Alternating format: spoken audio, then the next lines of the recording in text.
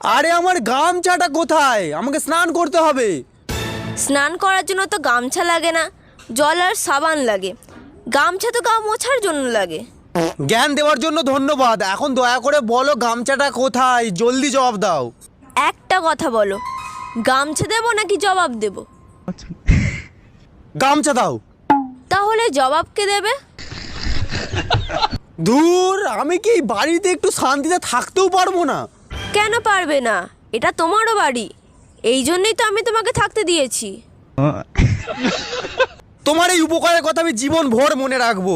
এখন গামছাটা দাও, আমার হাতে সময় খুবই কম। ওগো, এমন কথা বলো না। তোমার সময় শেষ হয়ে গেলে আমার স্মৃতির সিঁদুরের কি হবে? আরে